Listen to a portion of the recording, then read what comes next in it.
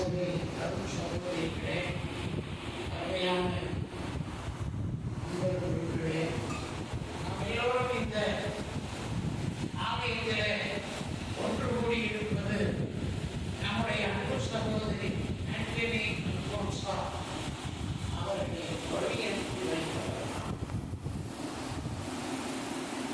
இந்த வன்முறைகளை இவர் 70 ஆண்டுகளை கடந்து வாழ்ந்திருக்கிறார். இவருடைய ஒவ்வொரு பிறந்த நாளிலும் நான் கட்டாயமாக அந்த நிகழ்வில் கலந்து கொள்வேன், மறையுரையாற்றி. அவருடைய 70வது பிறந்த நாளுக்கு கூட அன்னவாசலிலே நான் திருப்பலியை வைத்து இவர்களுடைய பிறந்த நாள் மறையுரையாற்றினேன். அந்த மறையுரையாற்றிய முடிந்த உடனே அவர்கள் சாப்பிடுற வேளையிலே சொன்னார், சாமி, நான் ஒருவேளை இறந்துட்டா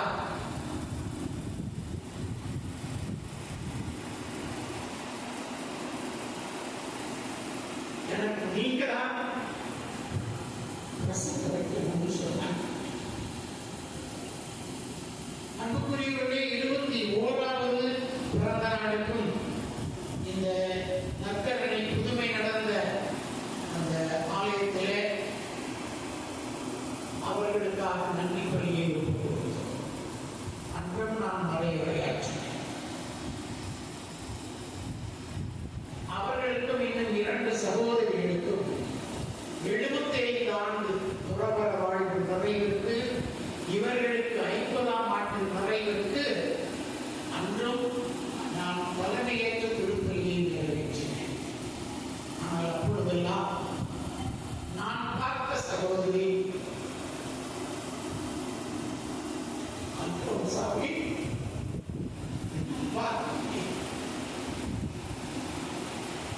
மிகவும் சோர்ந்து போயிருந்தார்கள். சற்று நினைவு கூட இல்லாத நிலையில் இருந்தார்கள். அவர்களுக்கு ஆண்டவருடைய திருச்சந்நிதியிலே நன்றி பலி நாங்கள் அன்றும் உறவுகள், நண்பர்கள் எல்லாரும் வந்து பங்கெடுத்து அவர்களை வாழ்த்தினோம். நான் வாசிக்க கேட்ட இன்றைய நற்செய்தியிலே ஆண்டவர் இயேசுவை பார்த்து, ஏனென்றால் ஆண்டவர் இயேசுவுக்கு செய்தி கிடைத்து விட்டது. எருசலேமிலிருந்து பெத்தானியாவுக்கு அவர் வருகிறார். பெத்தானியா நுழைகிற வாயிலே மார்த்தாவை எதிர்கொண்ட உடனே சொன்ன வார்த்தை, ஆண்டவரே இருக்க மாட்டான். ஆனால் அன்பானவர்களே, எது கடவுளுடைய திருவிழமோ, எது நம் வாழ்க்கையிலே நடக்க வேண்டுமோ, எது நம் வாழ்க்கையிலே நடக்க கூடாதோ அது நடக்காது. நடக்க வேண்டியது நடந்தே தீரும். நம் சகோதரியை இந்த அன்னாள் சபை புறவர வாழ்வில 50 ஆண்டுகளை சிறப்பாக செய்து முடிக்க கடவுள் வழிகாட்டினார். 70 ஆண்டு 71வது ஆண்டையும் தொடுகின்ற அளவிற்கு அவர்களை தன்னுடைய வல்லமையுள்ள வழக்கரத்தால் ஆண்டவர் இயேசு வழி நடத்தி வாழ வைத்தார். அவர்கள் அன்னவாசலிலிருந்து மாறுதலாகி சோமரசன் ரெட்டிக்கு சென்றார்கள். அவர்கள் செல்லுகிற இடமெல்லாம் நான் செல்வேன். அது ராயப்பட்டியா இருந்தாலும், தூத்துக்குடியா இருந்தாலும், பாலக்குச்சியா இருந்தாலும், இந்த பெரிய ஹையர் செகண்டரி ஸ்கூலா இருந்தாலும், எல்லா இடங்களிலும் என்னை அழைப்பார்கள். பள்ளி மாணவ செல்வங்களுக்கு நான் போய் நிறைவேற்றுவேன். புத்தக பட்டியலில் என்னுடைய பங்கிலே அவர்கள் காப்பட்டினுடைய தாயாராக எச்சமாக இருந்த அந்த வேளையிலே தான் இன்று நற்செய்தி வாசித்த என் அன்பு தம்பி, எங்களுடைய திண்டுக்கல் மறைமாவட்ட பொருளாளரை நானும் சகோதரி அவர்கள், நீ மறைமாவட்ட குருவாக வேண்டும் என்று கட்டாயப்படுத்தி அவரை சென்னை அனுப்பி வைத்தோம். அந்த அளவுக்கு அவர்கள் ஒவ்வொரு மாணவர்களிடத்திலும் அக்கறையோடும் கரிசனையோடும் பழகக்கூடியவர். மாணவர்கள் மட்டுமல்ல, தன்னுடைய பள்ளியை சந்திக்கிற அத்தனை ஆசான்களையும், எந்த ஊரில் இருந்தாலும் அத்தனை ஆசான்களையும் அன்பு செய்த ஒரு நல்ல மனுஷன். 38 நாம் வாசிக்கிறோம். ஆண்டவர் இயேசு ஆவியின் வல்லமை கொண்டவரை சென்ற இடமெல்லாம் நன்மையை செய்து கொண்டு சென்றார். அவரை போல இந்த தாய் ராயப்பட்டியில் இருந்தாலும், முத்தலைப்பட்டியில் இருந்தாலும், பால்குச்சியில் இருந்தாலும், இந்த சென்டாக்ஸ் பெரிய பள்ளிக்கூடத்தில் இருந்தாலும், தூத்துக்குடியில் இருந்தாலும் நன்மை செய்வது ஒன்றையே தன்னுடைய வாழ்வின் குறிக்கோளாக இருந்தார்கள். காரணம், அவர் யாருக்காக தன்னை அர்ப்பணித்து 19 வயது நிகழ்ந்த பொழுது, இறைவா இதோ நான் வருகிறேன் என்று சொல்லி இந்த அண்ணல் சபையிலே தன்னை இணைத்துக் கொண்டு 20வது வயதிலே முதல் வார்த்தை பாட்டை 1974 அவர்கள் முதல் வார்த்தை பாட்டை எடுத்தார்கள். இந்த ஆண்டு 24 அவர்கள் 50 கடக்கிறார். இவர்கள் கடந்து வந்த பாதையை எண்ணி பார்க்கின்ற பொழுது, நன்மை செய்கிற ஒரு நல்ல மனுஷன் இனி கிடைப்பார்களா என்ற ஒரு கேள்வி என் இதயத்திலே இருக்கும். அப்படிப்பட்ட இந்த நல்லவருக்கு உடல்நல குறைவு ஏற்பட்டாலும் அந்த உடல்நல குறைவிலிருந்து அவர்கள் மீண்டு விடுவார்கள், தப்பித்து விடுவார்கள் என்றெல்லாம் எவ்வளவோ இறை மக்கள் ஜெபித்தோம், கண்ணீரோடு ஜெபித்தோம். ஆனால் கடவுளுடைய திட்டம் மகளே, நீ இந்த மண்ணிலே இந்த சபை வழியாக இந்த உலகத்துக்கு நீ ஆற்றிய பணி போதும், ஓய்வெடுக்க என்னிடத்திலே வா என்று சொல்லி நேற்று மாலை இதே நேரத்திலே இயேசு ஆண்டவர் வரை அழைத்துக் கொண்டார். அன்பானவர்களே, இந்த அருமையான சகோதரி சொல்லுவாங்க, கஸ்பார் சாமி எனக்கு ரொம்ப நெஞ்சுக்கு நெருக்கமானவன். நான் பிரசங்கத்திலேயே ரெக்கார்ட் பண்ணி வச்சிருக்கிறேன். நான் சொல்லுவேன், எனக்கு நெஞ்சுக்கு நெருக்கமான அருமையான சகோதரி அல்போன்ஸ் அவர்கள் இருந்தாங்க. அவர்களை பாராட்டுகிற பொழுது வாழ்த்துகிற பொழுதெல்லாம் அன்பானவர்களே, அவர்களிடத்திலே பாகுபாடு என்பது கிடையாது, வேறுபாடு என்பது கிடையாது. அப்படிப்பட்ட ஒரு அன்பு நிறைந்த உள்ளத்தோடு அனைவரையும் அன்பு செய்கிறார். இவருக்கு இந்த பண்பு, இந்த அன்பு செய்கிற பண்பு எங்கிருந்து வந்ததென்றால், தொடக்கவரையில் தந்தையவர்கள் சிலுவை சொன்னார்கள். 7 குழந்தைகளை பெற்றெடுத்து கல்லடி திடலிலே ஒரு இறை அடைத்தலுக்கு விடைநிலமாக விளங்கிய குடும்பம் திருமதி அருள்மேரி திருவாளர் நிலவேந்தரன் பெரியவர். இவர்கள் 7 குழந்தைகளை பெற்றெடுத்து 4 குழந்தைகளை இறைவனுக்காக அர்ப்பணித்தார். நம்ம நினைப்போம், உங்களுக்குள்ள கலந்துச்சுன்னா அதை கடைசி காலத்தில் நம்ம காப்பாற்றணும், அதனால ஒரு பிள்ளையை எப்படியும் கல்யாணம் பண்ணி வச்சிடணும் தான் நினைப்போம். ஏன்னா அம்மாங்களை போறதுக்கு அனுப்புறீங்களா, ஐயோ சாமி அது இருந்தால் எங்களுக்கு கடைசி காலத்தில் உதவியா இருக்கும் அப்படின்னா இந்த காலத்தில் பேசலாம், நடக்கும். ஆனால் அன்புக்குரியவர்கள், அவர் ஈட்டெடுத்தது 2 பெண் குழந்தைகள், 5 ஆண் குழந்தைகள். ஆண் குழந்தைகளிலே இதுவரை இயேசு சபைக்கு அந்த 2 சகோதரிகள் மகள்களையும் நம்முடைய அருள் சகோதரி அவங்க அக்கா மெட்ராஸ்ல இருக்காங்கனால இன்னைக்கு இந்த நிகழ்வுகளை பொங்கலுக்கு ஏறவி அவங்களோட போன்ற தொடர்பு கொள்வேன். இந்த 4 பேரையும் இந்த குடும்பத்திலிருந்து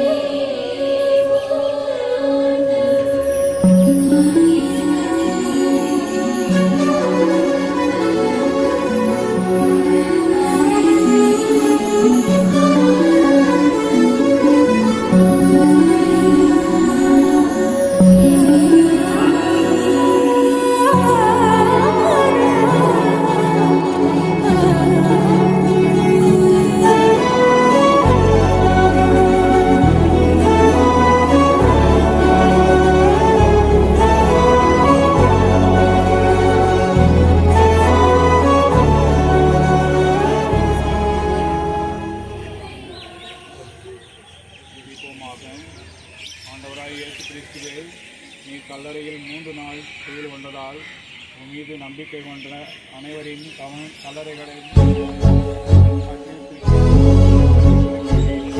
எனவே உடல் அடக்கத்தில்